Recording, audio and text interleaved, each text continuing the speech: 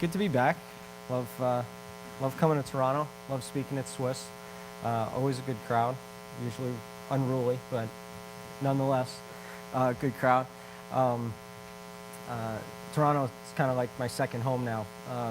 Working with one of the Blue Jays minor league teams, I get to see the future Jays before they make the big money. So they're just good kids at that age. What we're going to talk about today is weight training in the overhand athlete, and this is one of the biggest things that we see at the single A level. We have kids coming in, they're either drafted out of high school, they're either signed out of junior college, or they're signed out of college. And what happens is they've had a lot of very bad habits instilled in them in their Division I programs, or at the junior college level, or at their high school level, and they come in a biomechanical mess from a weight training standpoint, and it's mostly because of weight training error. And that's the prime thing. They make a lot of fundamental mistakes as far as their weight training programs go. So what we're going to try to do today is drive home the message that an overhand athlete can't be trained like a football player. You just can't cross that over.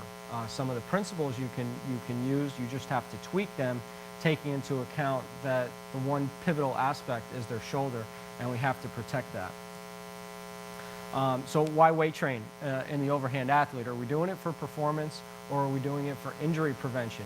And in the overhand athlete, more than anything else, and that's whether it's a baseball player, whether it is a volleyball player, a tennis player, a swimmer, water polo, pick something that's overhand. Even golf to an extent is overhand, and you have to decide, where are we going here? Performance, injury prevention, or both? In the overhand athlete, it's both. There's no doubt about it. Nolan Ryan was one of the first people. He was weight training when it wasn't cool to weight train in baseball. He did a lot of things right.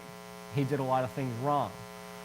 The one thing that you can account for with weight training and Nolan Ryan, and maybe some of the technically wrong things, didn't affect him in a negative way: genetics.